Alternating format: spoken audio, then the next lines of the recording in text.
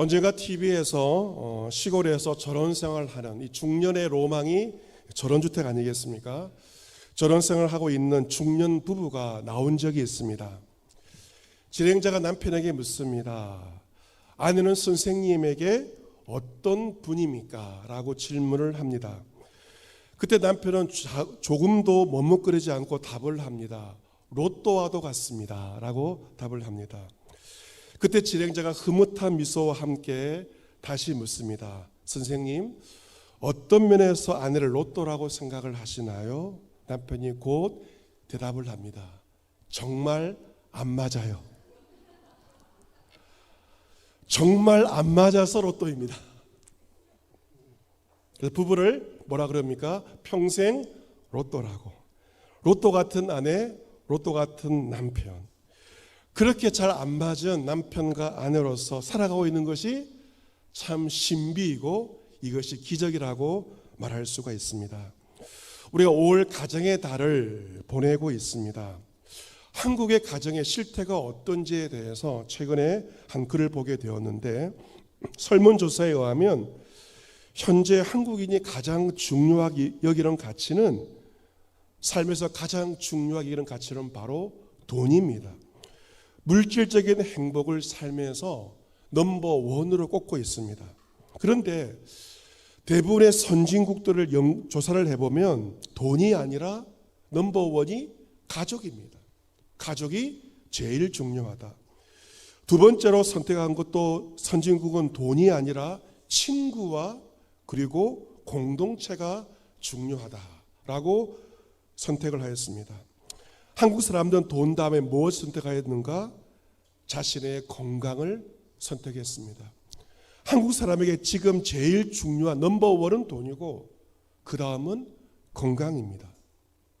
여러분, 청춘 남녀들도 요즘에 청춘 남녀들이 결혼율이 현저하게 낮아지지 않았습니까? 왜 청춘 남녀들이 결혼을 꺼리는가? 여러 가지 이유가 있겠지만 그 가운데 하나는 바로 나에게 가성비가 안 좋기 때문에, 결혼이 나에게 가성비가 안 좋기 때문에 청춘 남녀들은 결혼을 꺼리고 있는 현실입니다. 예를 들어 유복한 중산층 가정에서 자라서 어엿한 사회인으로 살고 있는 남자 청년 형제는 비혼주의를 고수합니다. 이유가 무엇인가 물어보면 나의 돈을 다른 사람 아내와 공유하기 싫어서 나는 결혼하지 않겠다라고 당당하게 말하고 있습니다.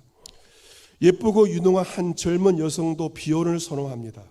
이유를 물어보면 결혼하는 게 혼자 사는 것보다 경제적으로 손해가 되는 것 같아서 나는 결혼하지 않겠습니다. 직장이 없는 청년들은 경제 어려움 때문에 결혼을 포기한다고 하지만 직장도 있고 경제적으로 여유가 있는 청춘 남녀들도 결혼하면 나에게 경제적으로 손해가 될까 봐 결혼을 주저하고 있는 것이 지금의 현실입니다. 우리나라 혼인 건수가 25년 만에 반타작을 하였습니다. 1996년 43만 건에서 작년 2022년도 19만 건으로 반타작 넘게 감소가 되었고 그 감소 추세가 더 심해지고 있습니다. 우리 교회 앞에 있는 결혼 예식장, 저도 결혼식 주례를 몇 번 섰던 그 예식장이 작년에 정형외과 병원으로 바뀌어지게 되었습니다. 큰 변화 속에 예식장이 병원으로 바뀌어지고 있는 현실 가운데 우리가 살고 있습니다. 전문가들은 지금 한국인의 정신 상태를 한마디로 병든 상태다. 심각하게 문제가 있다. 더 정확히 말한다면 다 정신병자와 같은 그러한 삶을 살고 있다라고 전문가들은 진단합니다. 이유가 무엇일까? 왜 우리가 이렇게 재미없고 불행하게 살고 있는가? 돈 때문입니다. 돈 때문에 우리는 가정을 가치를 놓쳐버리고 스스로 외롭고 병든 상태로서 불행하게 이 시대를 살고 있는 것입니다. 이 성경은 가정을 중시합니다. 하나님도 교회보다도 먼저 가정을 세우셨고 최초의 가정이 바로 아담과 하와의 가정을 세우셨습니다. 또한 하나님은 성경을 통하여 가정의 원리에 대해서, 역할에 대해서 말씀하십니다.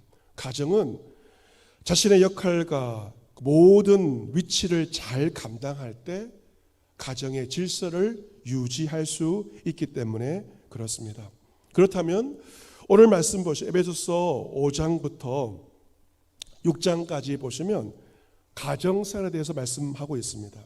그런데 5장에 무엇을 먼저 말씀하시는, 오늘 본문의 아내와 남편에 대해서 먼저 말씀하시고 그 다음에 6장에 들어서서 자녀와 부모에 대해서 에베소서의 사도 바울이 증거를 하고 있습니다. 우리는 가정하면 무엇이 먼저 떠오릅니까? 가정하면 먼저 떠오르는 것이 부모와 자녀와의 관계를 먼저 기억하지만 이것은 유교 문화에 귀인합니다. 성경적인 가치관과 성경적인 문화는 자식과 부모의 관계보다 더 중요한 것을 바로 남편과 아내, 아내와 남편과 부부 관계가 더 중요한 근간임에 대해서 성경은 말씀하고 있습니다. 여러분 꼭 기억하십시오. 성경적인 가정의 기초는 부모와 자식이 아니라 남편과 아내, 아내와 남편입니다. 여러분, 최고의 자녀 교육이 무엇일까? 자녀에게 많은 돈을 물려주는 것일까요? 그것이 아닙니다. 최고의 자녀 교육은 부부가 잘 살고 부부가 서로 사랑하는 것이 자녀에게 할 수 있는 최고의 자녀 교육입니다. 최근 우리나라 한 재벌가에서 천문학적인 이혼 소송을 벌이고 있습니다. 이혼 소송입니다. 그런데 최근에 세 자녀들이 법정에 재판부에 단원서를 냈다고 합니다. 단원서의 내용은 알려지지 않았지만 단원서를 낸 것입니다. 여러분, 이 부부의 이혼 소송을 지켜보는 자녀의 마음이 얼마나 아프겠습니까? 아빠를 편들 수도 없고 엄마를 편들 수도 없고 부모가 자식에게 못할 일을 하고 있는 것입니다. 부모가 자식에게 할 수 있는 최고의 교육과 선물은 다른 것이 아니에요. 부부가 잘 살고 서로 사랑하는 것이 자식이 할 수 있는 부모로서 최고의 선물인 것입니다. 오늘 보면 사도 바울은 이 중요한 부부관계에 대해서 이야기를 하면서 남편들에게 먼저 말하지 않습니다. 누구에게 먼저 말합니까? 아내에게 먼저 말을 하고 있습니다. 왜 아내에게 먼저 말하고 있을까? 아내의 역할이 더 중요하기 때문에 아내에게 먼저 말하고 있는 것입니다. 오늘 보면 에베소서 5장 22절과 23절, 아내들이여 이 말씀을 아내들 큰 목소리로 함께 22절 23절 읽으시길 바랍니다. 시작.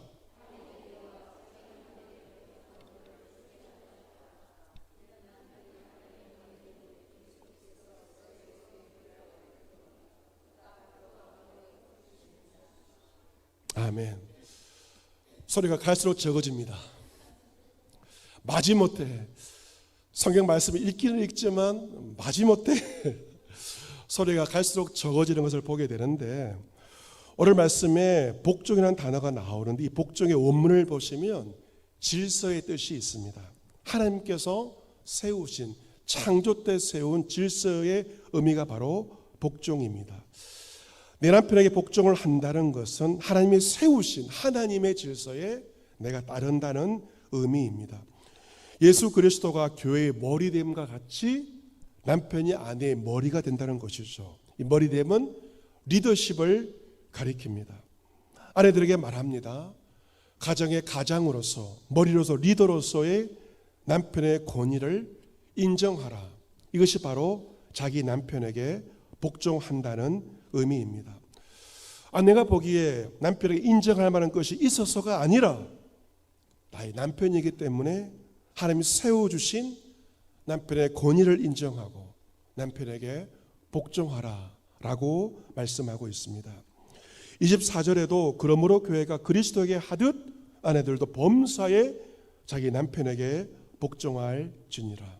범사에 자기 남편에게 복종하라. 여러분, 주목해야 할 단어는 바로 자기 남편입니다. 남편을 남의 편이라고 말하기도 하지만 남의 남자들에게 예의 바르고 공손하게 대하라는 뜻이 아닙니다. 여성들이 정말 예의 바르고 공손하게 대해야 할 사람은 바로 나의 남편이다. 나의 남편에게 복종하라는 것입니다. 이 탈무드, 이스라엘 백성들의 지혜가 담긴 탈무드에 보시면 유대인 어머니들이 딸이 시집가기 전에 당부하던 가르침이 탈무드에 나옵니다. 무엇을 친정 어머니가 딸에게 당부하는가? 이것입니다. 남편을 왕같이 받들어 모셔라. 그러면 너도 왕비 대접을 받을 것이다. 그러나 남편을 깔보고 함부로 대한다면 너 역시 하녀 취급을 받을 것이다. 이것이 바로 유대인의 지혜, 탈무드의 지혜입니다. 여러분, 자기 남편에게 복종을 한다는 것은 하녀처럼 산다는 것이 아닙니다. 이것은 무엇을 결정할 때 남편의 결정을 따른다는 것입니다. 부부로 살아간다는 것은 결정의 주체가 남편과 아내입니다. 결혼을 하면서 결혼하기 이전에는 부모의 결정을 따라야 됩니다. 그러나 결혼을 하면 최종 결정의 주체가 부모가 배제되고 남편과 아내가 최종 결정을 하게 되고 결정에 책임을 지는 것이 결혼의 의미입니다. 부부로 살아가면서 많은 것을 결정을 해야 됩니다. 집을 사거나 이사를 하거나 여러 가지 중요한 결정을 합니다. 그런데 그 결정에 있어서 최종 결정을 할 순간에 남편의 결정을 따르는 것이 자기 남편에게 복종하는 것입니다. 물론 부부가 어떤 것을 결정하는 과정에서 남편과 아내가 많은 대화를 하여야 할 것입니다. 아내가 남편이 현명한 결정을 하도록 도와줘야 할 것입니다. 현명한 아내는. 그런데 무엇을 결정하는 최종적인 순간에 있어서 누가 결정하는가? 남편이 결정을 한다는 것입니다. 서서 남편의 결정이 아내의 마음에 들지 않는다 할지라도 토를 다는 것이 아니고 남편의 권위를 인정하고 그 결정에 따르는 것이 바로 내 남편에게 복종한다는 의미입니다. 남편에게 복종한다는 것은 남녀 차별을 말하는 것이 결코 아닙니다. 하나님께서 세우신, 창조시에 세우신 역할과 질서에 따른다는 의미입니다. 여러분께서 차를 운전해서 교회에 오셨을 것입니다. 아무리 좋은 차라 할지라도 자기 마음대로 운전하면 어떻게 되겠습니까? 대형 사고가 나죠. 충돌 사고가 발생할 것입니다. 교통 질서를 지키고 파란색, 빨간색 신호를 지킬 때 안전 운행을 할 수 있는 것처럼 가정도 자기 마음대로 살면 반드시 문제가 발생합니다. 각자의 역할과 질서를 따를 때 가정을 유지할 수 있습니다. 주님께서 가정의 머리로 세워주신 남편의 권위를 존중할 때 가정의 질서가 유지가 됩니다. 여러분, 가정의 질서가 깨어져 버리면 남편만 죽는 게 아니라 아내도 죽고 모든 식구들이 어려울 수밖에 없는 것이죠. 가정을 살려내기 위해서 가정의 질서를 지켜내는 것입니다. 요즘 시대에 남편에게 복종하라. 이것은 시대착오적인 것처럼 보일지 모릅니다. 제가 결혼 주례를 하면 반드시 결혼 예비 교육을 몇 차례 하게 돼요. 성경적으로 교육을 합니다. 그러면 자매들이 제일 힘들어하는 것이 이 부분입니다. 남편에게 복종하라. 여기에서 자매들이 너무너무 힘들어해요. 여성 상위 시대가 이미 되어버렸기 때문에 그렇습니다. 하지만 성경대로 아내가 남편을 존중하고 남편의 권위를 인정하고 세워줄 때 남편은 바뀌어져 갑니다. 더 의젓하고 더 존경할 만한 가정을 책임질 만한 사람으로 세워져 가게 될 것입니다. 부부는 그리스도 안에서 하나이지만 역할은 다릅니다. 아내 역할은 무엇입니까? 자기 남편에게 주님께 하듯 복종하는 것, 그것이 바로 아내의 역할입니다. 남편의 역할은 무엇인가? 그것이 바로 본문 25절 말씀에 기록이 되어 있습니다. 본문 25절 말씀, 남편들 크게 읽어보시기를 바랍니다. 25절 읽습니다. 시작.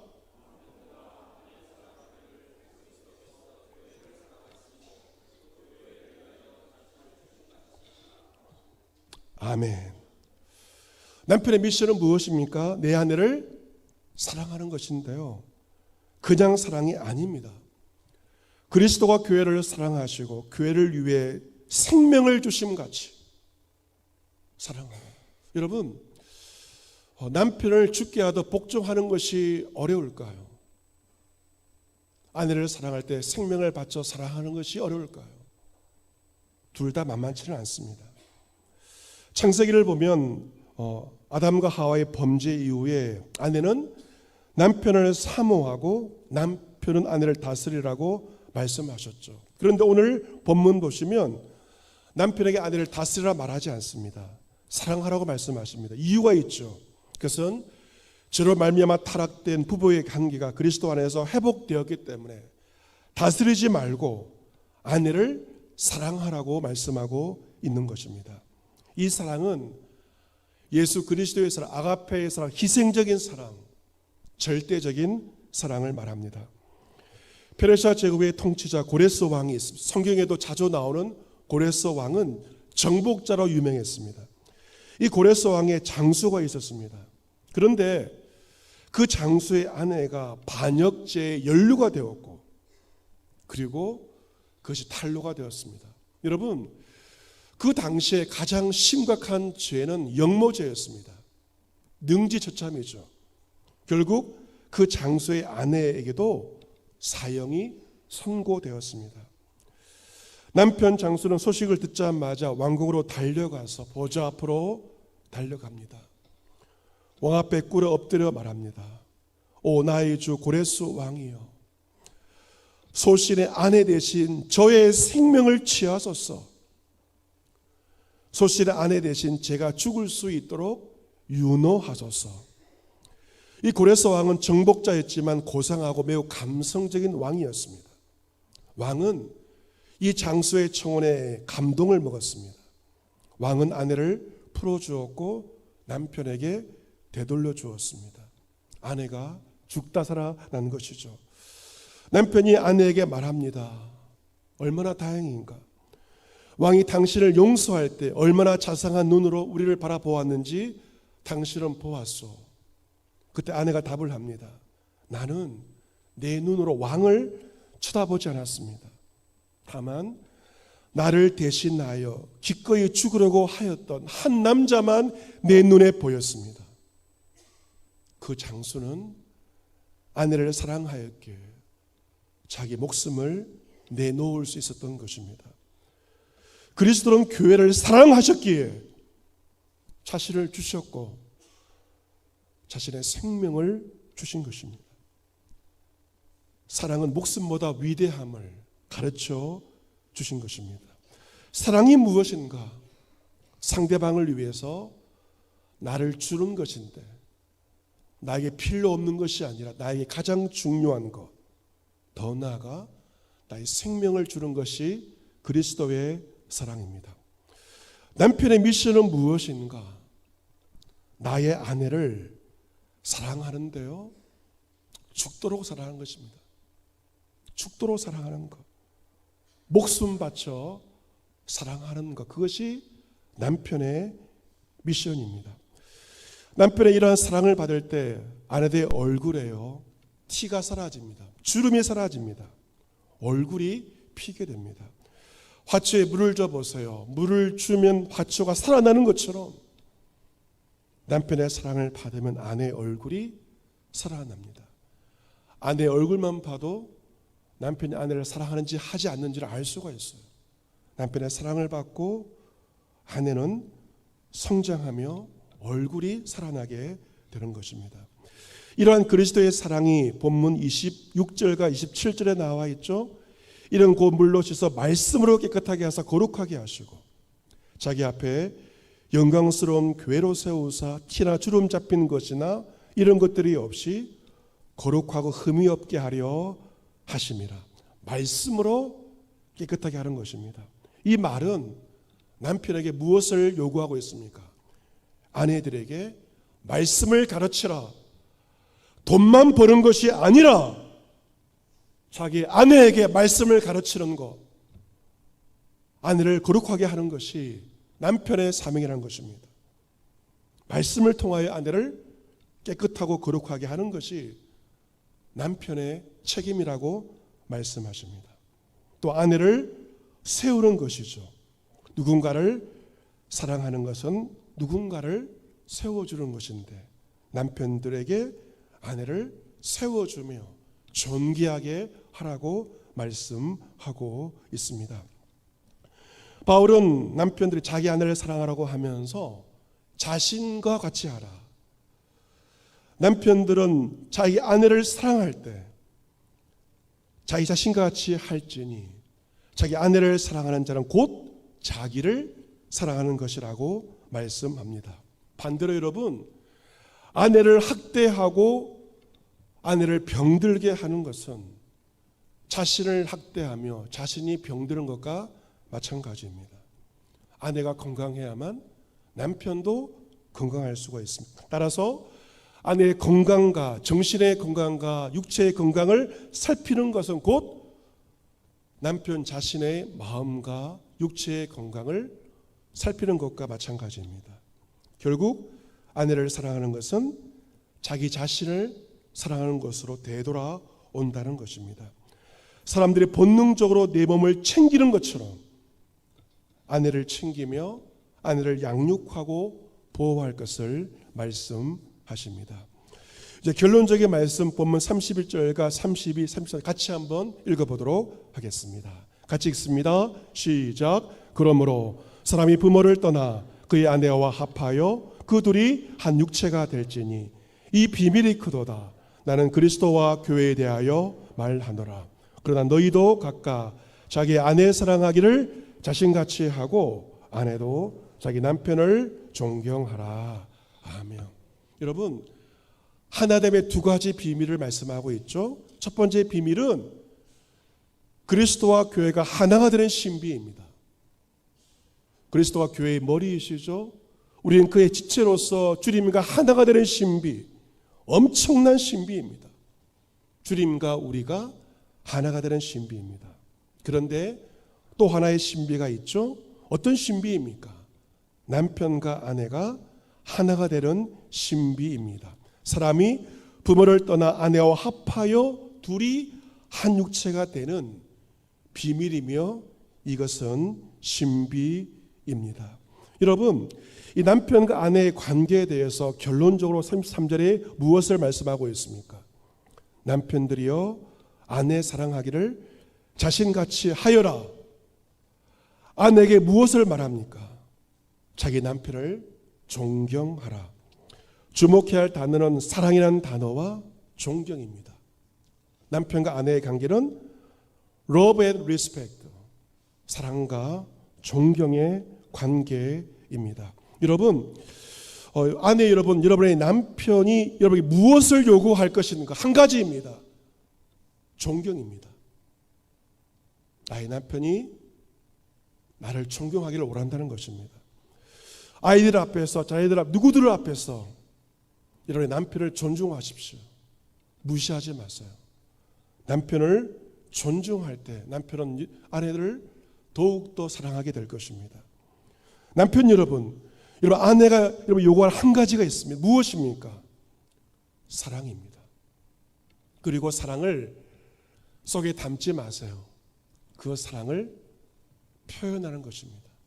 그 사랑이 표현되어질 때 아내가 알 수 있습니다. 표현되지 않는 사랑은 알 재간이 없습니다.